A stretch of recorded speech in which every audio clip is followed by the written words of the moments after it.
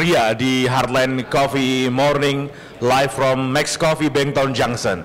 Kita bicara bagaimana kita bisa mengharumkan nama negeri kita berkaitan dengan perayaan ulang tahun Indonesia yang ke-71, kemerdekaan. Itu yang harus kita isi, ya kan?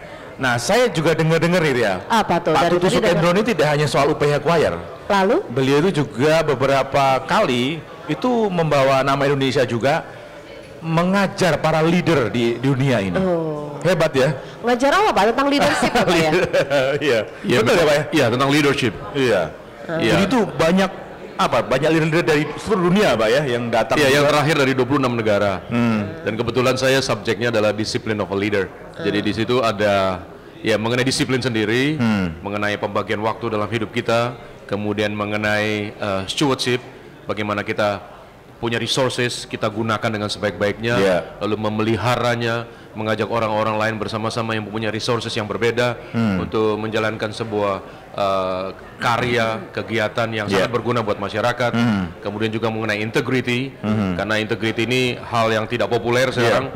Kalau ada seminar tentang integritas, sedikit yang nggak laku, bahkan nggak laku. Jadi karena sulit. Sulit diterapkan dan kalau didengarkan itu orang bisa sakit hati. Iya, sakit hati dan kupingnya panas gitu. Ya. Tapi sebetulnya itu adalah kalau orang mau sukses sebetulnya basicnya itu integrity. Ya itu yang saya share di teman-teman dari berbagai negara dan itu kebanyakan mereka dari negara dunia ketiga, ya jadi bukan dari negara-negara maju, jadi mulai dari Amerika Selatan, Afrika Selatan juga, Amerika Utara, kemudian dari Asia. Persoalan mereka yang paling mendasar apa Pak sebetulnya? Ternyata mereka adalah leader dan mereka mempunyai posisi yang cukup tinggi dan mereka mempunyai company yang cukup berhasil dan mereka ternyata mereka tidak bisa menghandle kehidupan pribadi mereka. Jadi kalau mereka menghandle kehidupan publik, mereka bisa. Tapi begitu menghandle kehidupan pribadi mereka sulit. Nah sebetulnya kalau kita bisa menghandle kehidupan pribadi dengan baik, itu sebetulnya menghandle kehidupan publik itu jauh lebih mudah. Nah bahkan ada seorang bapak dia mengatakan bahwa ternyata anak saya sudah tidak mau kenal saya. Jadi diajak oleh bapak ini untuk makan gitu, anaknya sudah umur 20-an, lalu ditanya, ngapain lo ngajak-ngajak gue? Siapa lo? Gitu. Waduh. Nah ternyata mereka tidak mempunyai komunikasi yang baik, tidak mempunyai relationship yang baik, sehingga bapaknya memberikan semua fasilitas, baik kuliah, mobil, gadget, apa saja yang mereka butuhkan bisa dipenuhi. Tetapi hubungan itu bahkan sampai cinta kasih antara orang tua dengan anak muda sekarang itu sudah tidak ada lagi. Secara emosi mereka nggak dapat ya. Iya, mereka tidak dapat karena komunikasi nggak ada, jadi tidak ada ikatan lagi kasih. Bondingnya nggak ada. Bondingnya tidak ada. Nah, permasalahan mereka kebanyakan di situ. Jadi mereka sukses di pekerjaan, tapi mereka di rumah tangga kurang. Iya. Nah itu menjadi problem yang cukup besar. Jadi akhirnya merambat kepada family, ya kehidupan pribadi lepas pribadi akhirnya membawa kepada family. Ya mereka bisa sukses di dunia usaha, di publik, tetapi di situ mereka share dan mereka akhirnya menyadari dan mereka akhirnya mengambil keputusan pada saat itu, pada sesi saya yang terakhir mereka mengambil keputusan, saya akan kembali pada keluarga saya akan kembali kepada anak saya akan kembali kepada istri saya akan kembali kepada di mana saya dilahirkan. Tapi rata-rata kebanyakan yang memahami itu kenapa kepala rumah tangga bapak-bapak ya? Enggak, pertanyaan saya kembali ke istri-istri yang mana nih? Jangan udah punya istri itu. Bisa dialternatif gitu ya. Itu yang dilarang. Itu yang dilarang.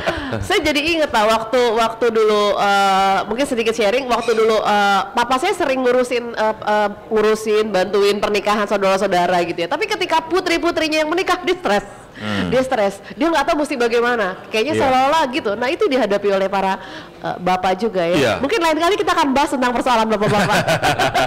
Jadi anak sudah tidak mengenal bapaknya dan bahkan juga ada bapak yang sudah tidak mau lagi mengenal akan anaknya gitu ya. Ketika mulai anak itu sekolah mengambil rapot, bapaknya nggak pernah datang ambil rapot. begitu. Ketika mereka wisuda nggak pernah datang, bahkan ketika mereka menikah pun mereka tidak datang. Waduh. Aduh. Dan itu sudah parah sekali. Parah itu. Iya. Dan itu bukan main-main, bukan sebuah kejadian yang dari satu dari 1000 keluarga, bukan. Ini sudah banyak sekali. Sudah banyak sekali. Wow. Iya, oke, baik. Ke Pak Joko. Iya. Ini betul ya Pak ya? Sedikit lah ngomongin dari dunia bisnis itu ke keluarga ada relasinya sih, ada koneksinya nggak sebenarnya? Ada, jadi apalagi kita bicara soal usaha kecil ya, mikro kecil, itu keluarga pengaruhnya besar. Jadi artinya kesuksesan seorang pebisnis dimulai dari keluarga. Kalau keluarganya udah, ya analoginya gampang nih, tiap hari ribut suami istri, gimana dia bisa kerja, logikanya gitu. Bagaimana bisa keluar ide-ide baru, pasti nggak ada. Ya sudah, berhentilah dia pada situ. Akhirnya yang gagal juga dua-duanya, keluarga yang jadi taruhan keluarganya gitu otomatis. Jadi kalau kita lihat pebisnis, kita bicara sukses bukan dari sisi uang ya. Pebisnis yang sukses itu harus melihat dari beberapa sudut pandang. Satu, keluarganya pasti harus sukses. Pasti, nggak mungkin nggak. Kemudian relation dengan teman bisnisnya, ini soal nama baik. Itu mesti baik, mesti sukses. Baru ngomong soal harta benda kan. Harta benda kan yang soal kekayaan duniawi itu kan terakhir gitu. Tapi kalau dia sudah punya keluarga, dia menjadi orang yang paling kaya, bener Pak ya? Kemudian kalau dia punya hubungan yang baik, maka dia pasti akan dapat network yang luar biasa juga. Baru itu menghasilkan yang namanya, kalau istilahnya dunia ngomong, ya pengusaha yang kaya. Ya buat apa kalau duitnya banyak tapi kanan kirinya amburadul ya? Akhirnya uang nggak berfungsi apapun, bener nggak Pak Tutut? Karena keluarga itu sebagaikan sebuah terminal pool di mana kita di situ dilahirkan, dibesarkan, dan kita belajar itu dari keluarga. Jadi kalau itu di maintain dengan baik, itu sebuah kenikmatan yang luar biasa besarnya daripada uang yang sebanyak-banyak ada di tangan saya. Begitu. Jadi keluarga seperti terminal ya Pak ya? Iya. Itu beda dengan keluarga kita di terminal, beda ya? Oh beda. Iya. Maksudnya terminal itu kita harus ingat kembali kepada keluarga. Kita juga harus kembali kepada keluarga. Pulang tadi, bukan kuliah nggak pulang-pulang. Kuliah pulang, kerja pulang. Jangan ke kafe. Kalau yang nggak pulang-pulang itu Bang Toy. Bang Toy. Begitu. Oke, ini sudah di closing statement Pak. Kita ngomong-ngomong soal bagaimana kita mengharumkan negeri kita gitu Pak. Pandangan Anda bagaimana terakhir closing statement Anda? Sekali lagi, Indonesia bukan negara miskin dan bukan negara yang sangat rendah, bukan sama sekali. Itu Indonesia itu negara yang sangat kaya. Kembali Pahlawan Cinawi katanya gitu, betul nggak sih? Iya, apa saja bisa dibuat sebetulnya di Indonesia. Jadi nanti barangkali semua barang bisa made in Indonesia. Iya, karena di luar negeri ada teman saya beli celana kalau pendek, celana Indonesia. Golf gitu, belinya di hotel, dia senang sekali, gembira, lalu kembali ke kamar dengan saya, lalu begitu dilihat made in Indonesia, dia kaget sekali. Memang bagus sekali buatannya.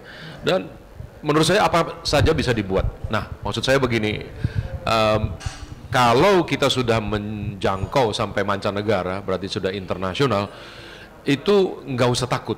Artinya Indonesia mempunyai kekuatan yang sangat besar.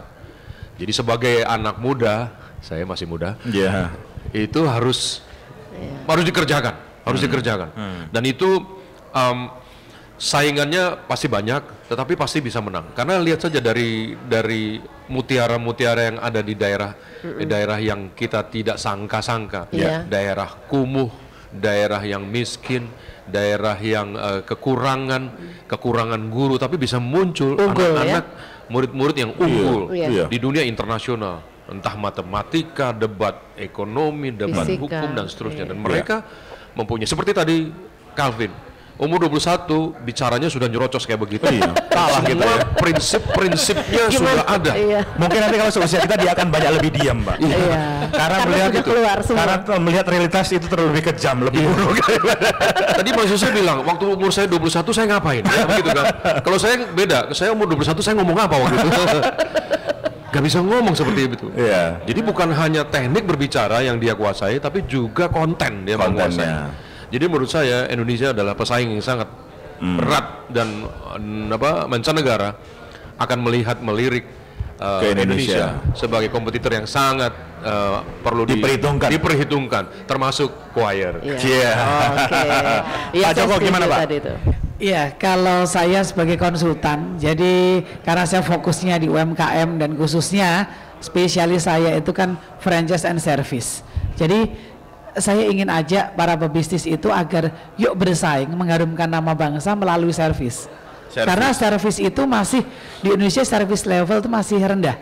Padahal kalau kita lihat secara karakter orang Indonesia itu kan sudah ramah, sudah sangat baik lah. Tapi kenapa kok ketika masuk ke bisnis itu kalau kita lihat pelayanannya kok nggak bagus? Nah, justru titik servis itu menjadi titik pelayanan yang bisa ngangkat dalam arti membuat produk-produk UMKM Indonesia itu bisa bersaing dari sisi servisnya itu. Kalau sisi produk mungkin agak sulit, tapi kalau sisi servis peluangnya masih sangat besar. Karena yang disentuh faktor manusianya. Produk boleh sama, tapi ketika manusianya disentuh hasilnya beda, Pak Tutu. Berarti bidang jasa, Pak ya?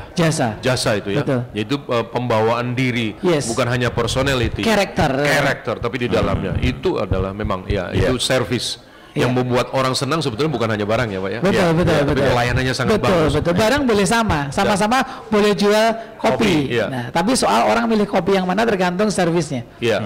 Barangkali hanya barangnya sederhana. Iya. Harganya murah, tapi pelayanannya jauh lebih tinggi.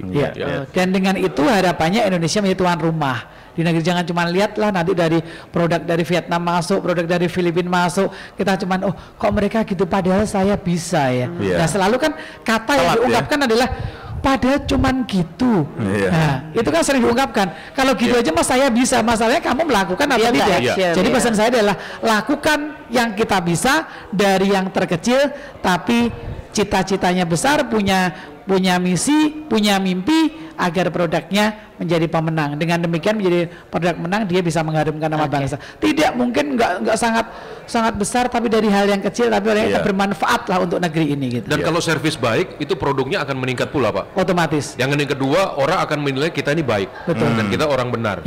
Dianggapnya jadi begitu Pak. Betul sekali. Jadi Pak, bukan cuma menjual hit and run begitu. Tapi betul ada pelayanan setelah penjualan itu. Jadi excellent. Indonesia bersaing melalui servis. Jadi lakukan yang bisa kita lakukan supaya kita bisa melakukan yang kita bisa. Benar nggak? Seperti yang kita lakukan saat ini kita. Baik, terima kasih untuk sebelum kita balik, terima kasih untuk sharing dan juga hadirannya. Terima kasih Pak Tutu, juga terima kasih. Dan listeners, terima kasih juga untuk Anda yang sudah mendengarkan program kami, dan Anda bisa menyaksikan tayangan di Max Coffee kali ini tentunya melalui saluran YouTube. Anda bisa ketik kata kuncinya Heartline Network. Terima kasih untuk kebersamaan Anda. Selamat pagi dan tetap di Heartline Radio.